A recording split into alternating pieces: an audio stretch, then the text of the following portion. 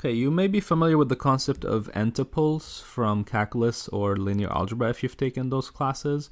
But what, for example, what is this whole paragraph saying over here? In calculus, for example, we draw xy plane and we label numbers. Let's say this one is 1, 2. Automatically, your mind associates x with 1 and y with 2. So we say that this is a ordered pair. And we call it ordered pair because the order matters. The first number is the x automatically, the second number is the y automatically. Okay. Now this definition allows your n-tuple to have more than two numbers. It could have multiple. As a matter of fact, it could have n of them.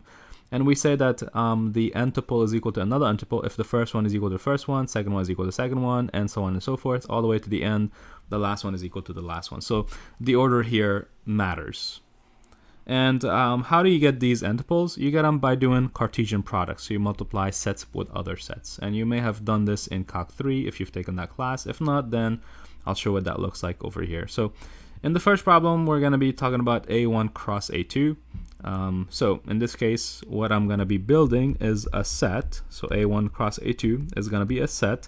And since there's A1 and A2, there are two sets. I'm going to be basically getting ordered pair as my solution. Okay, so the order pair is going to look like this. The first number in the order pair is going to come from the A1.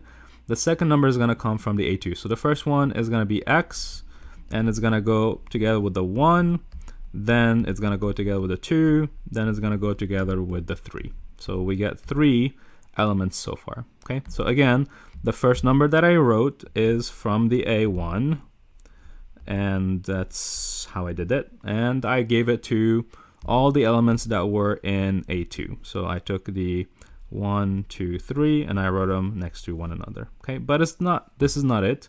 We're gonna go ahead and do the same thing again with the letter y. So the y is gonna go together with the 1, then the y is gonna go together with the 2, then the y is gonna go together with the 3. Okay, so that is the answer to what my cross product looks like. So again, the y came from the set A1, and the second number that I wrote came from the set A2. And this pretty much covers it. Okay, so two sets means we're gonna have couples. Sounds good so far?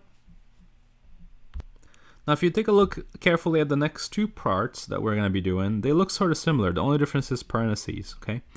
So the parentheses here will make a huge difference. So like for example, this one says cross A1 cross A2 with A3. So how many sets do I have here in total? Technically, A1, A2 is one giant set. It's all of these guys that I just wrote. Then they want me to cross them with A3. So technically there are two sets in this product. So I'm going to be getting ordered pairs again. Now my ordered pairs are going to look kind of funky. So here we go. A1 cross A2 cross A3 is going to be, first, I grab an element from the set A1 cross A2, and I give it to the A. So this one goes with the A, and that's the end of that one. Then I do the same thing again with the B, the second element of A3. And I have to repeat that again 1, 2, 3, 4, 5 times 2, 10 times basically. Okay. So the first number that I'm picking over here, x comma 1, for example, the first element, if you want, comes from the set A1 cross A2. And A1 cross A2 is the answer that I had in the first part of this problem. Okay. And once I figure out what that number is, I give it to something from A3. And again, we're going to do the next thing, x2 with A, x comma 2, which is the element already, with the A. That's an ordered pair. And x comma 2 with the element B. So that's an ordered pair technically. Then x3 with A and x3 with B. And repeat for y1, y2, and y3. So there's the total set. So as you can see, the set is humongous, and how many elements there are inside here. It seems like there's a bunch of them. As a matter of fact, the number of elements is going to be the product of how many there were here already, so 6 of them, times 2. So that's going to be basically 12 elements. So 1, 2, 3, 4, 5, 6, 7, 8, 9, 10, 11, 12. Now what's going on with A1 cross A2 cross A3, the third set? So that one is a little bit strange. There are no parentheses here, so this one is going to be a triplet. So there's going to be 3 numbers inside of each parentheses. So there's going to be parentheses, comma, comma, parentheses basically in my answer. And the first number is going to come from A1, the second number is going to come from A2, and the third one comes from A3. So here I go. I'm going to go ahead and write down some of them. A1 cross A2 cross A3 is going to look like a triplet. The first number comes from the first set, the second number comes from the second set, and the third one comes from the third set. So x1a, then x, let's say 2 with a, then let's say x with 3, then the a, and let's go ahead and do now the x1, 2 with b, and so on and so forth. So x2 with b, x2 with b, x1 with b, x2 with b, and x3 with b, and keep going until you've listed all of them. So next we're going to go y12a, y12b, and so on and so forth.